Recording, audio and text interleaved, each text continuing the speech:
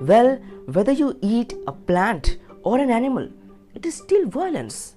There is substantial documentation today to show that plants are just as sensitive. There is enough evidence to show that they do scream. You do not hear it, that is all. Among the trees, let us say there are 1,000 or 10,000 trees here, and an elephant came and started eating the leaves of one tree.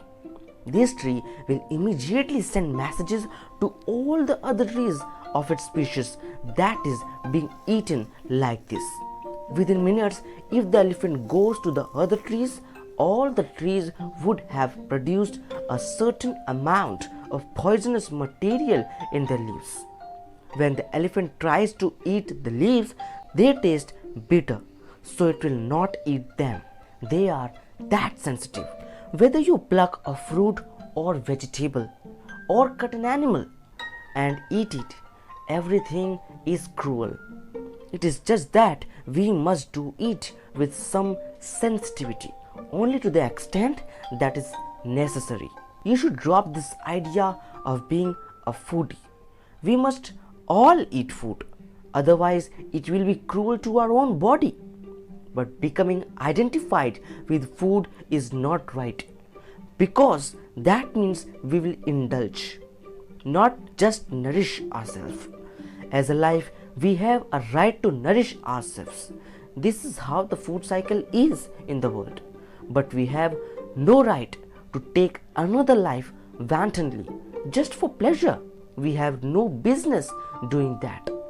We have every right to nourish this life, but we have no right to enjoy taking another life. Do not call yourself a foodie, because food should never become the identity. We will eat whatever we have to eat in the given moment for survival and nourishment. Now question is, why be vegetarian? When your survival is under threat, your entire life becomes about survival. But once survival is taken care of, now you wonder, what is this all about? Because when survival is in question, it looks like everything is going to be great when your survival is fulfilled. But once survival is taken care of, you realize that it is not the truth. Your life is longing for something else. In India, survival was very simple and easy. This was a rich land and people survived well.